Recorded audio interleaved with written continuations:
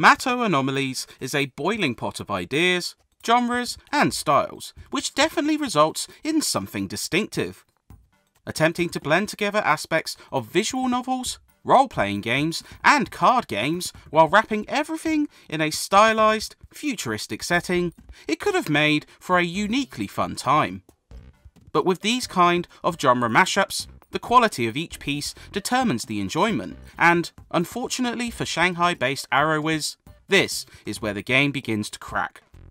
Each component, while functional, suffers from a myriad of problems which turn the game into a slog, and unless the eye-catching visuals really hook you in, it makes this sci-fi journey harder to recommend.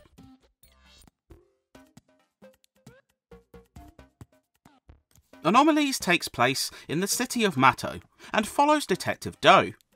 Initially taking on a case to find the source of a new drug called Handout, under the orders of Lady Nightshade, who uses forged documents as a bargaining chip, things soon get otherworldly when Doe steps into one of the containers. Could this be the Handout Nightshade mentioned? Oh! Seemingly doomed as his handgun proves ineffective against a monstrous creature, a bandage-clad shaman known as Graham saves Doe. The job becomes immeasurably more complicated from there, and it's up to Doe and Graham to use their differing abilities to get to the bottom of this mystery. The game itself is presented in a plethora of visual novel scenes with gorgeous stills and some more animated sequences, which range from stylish comic book panels to less flattering cutscenes, which suffer some noticeable issues with lip syncing. The way I see it, we should bring Atsai to our side. Is that even an option? I wouldn't have considered it before, but after our last conversation, I believe we can.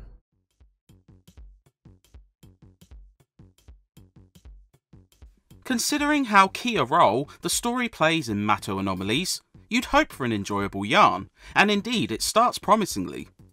The world holds potential, a Blade Runner-esque location, complete with giant holographic lady, which mixes technology with a more oriental flavour that proves interesting.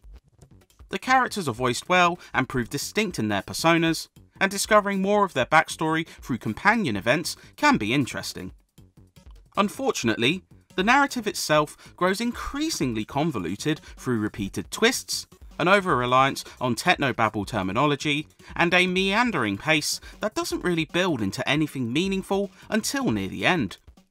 It's a shame, as the world and characters certainly could have offered an intriguing mystery, but the actual story just doesn't deliver the goods.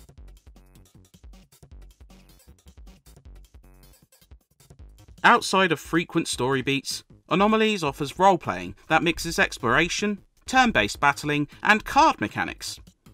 Divided into 8 chapters, each sees you exploring locales in the real world to get clues and interact with NPCs. There's only a handful of explorable locations, sadly. Some are brimming with life and characters to talk to, while others are just static backgrounds for more dialogue. Once you gain a lead on Banetide, the demonic force, you then journey into Lairs, as actions in that place can change events in the real world. You also sometimes need to persuade individuals to talk, which takes place in the Mind Hack minigame. A turn-based card battle, you aim to whittle down their health while defending yourself. Though, with Banetide proving a problem here and adding special buffs to the host, it can be easier said than done. It's a peculiar combination of elements, and it does create something distinctive at least.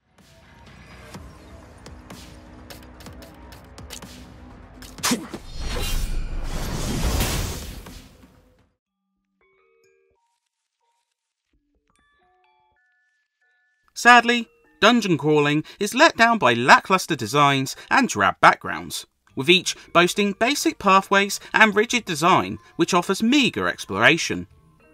Battle placement is completely static, as monsters are held in one place and cannot be ambushed. Let's be quick.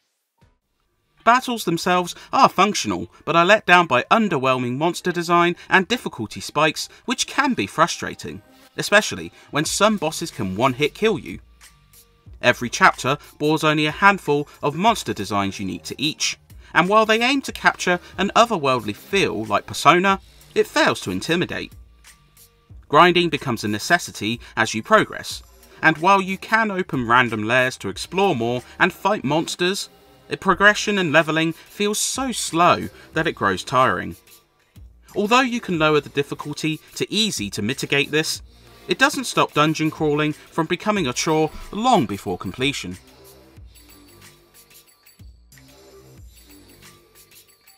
Mindhax suffers its own woes.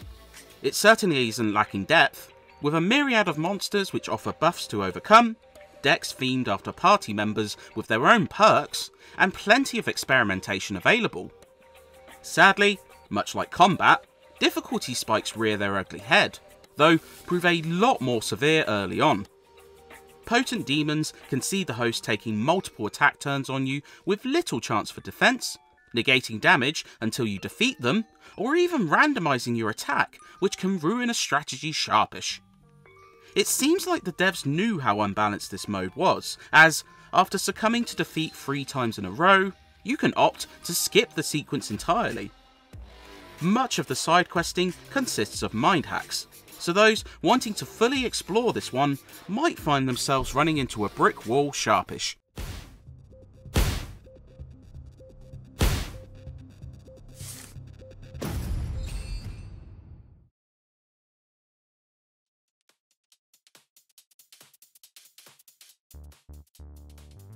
Everything adds up to quite the mixed bag, but if you can find enjoyment with Matto Anomalies, there is a decent chunk of content here.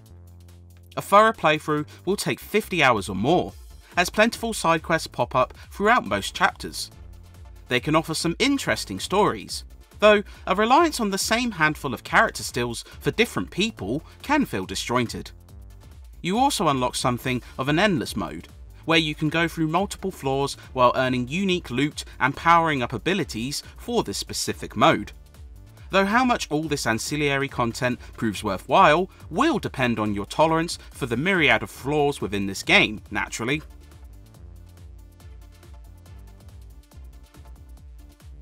Matto Anomalies proves a distinctive yet flawed mix of genres and styles, and unfortunately these issues can outweigh the pros. The visuals are eye-catching and the world proves promising, but the narrative fails to make good on this and descends into a convoluted mess by the end.